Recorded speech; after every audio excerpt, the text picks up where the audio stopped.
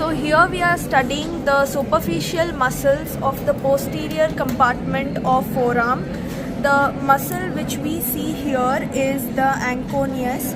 It originates from the lateral epicondyle of humerus and it inserts on the olecranon process on posterior surface of shaft of ulna. It is supplied by the radial nerve, and the actions are it helps in the extension of elbow joint. The muscle which we see here is the brachioradialis. It originates from the upper two-third of lateral supracondylar ridge of humerus. It inserts on the styloid process of radius, and it is supplied by the radial nerve, and it helps in the flexion of arm at the mid-prone position, and it helps in coming to mid-prone position from the supine and as well as the prone position.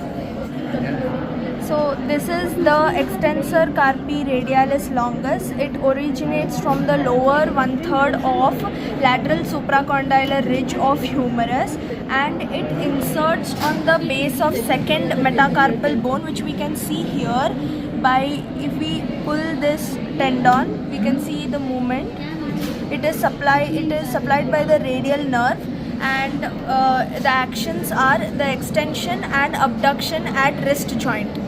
The next muscle we see is the extensor carpi radialis brevis. It originates from the lateral epicondyle of humerus, and it inserts on the base of third metacarpal, which we can see here, like by pulling this muscle the tendon moves, so it inserts on the base of third metacarpal. It is supplied by the posterior interosseous nerve, which is also the deep branch of radial nerve. It also helps in the extension and abduction of wrist joint.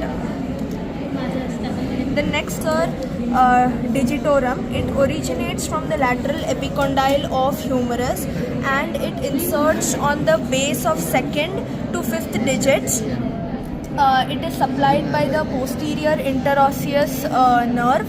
The actions include extension of digits. The next muscle is extensor digiti minimi, which we see here.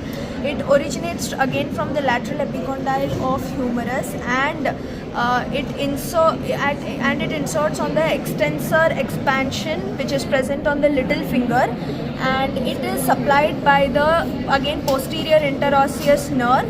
The actions are extension at the metacarpophalangeal joint, fifth metacarpophalangeal joint.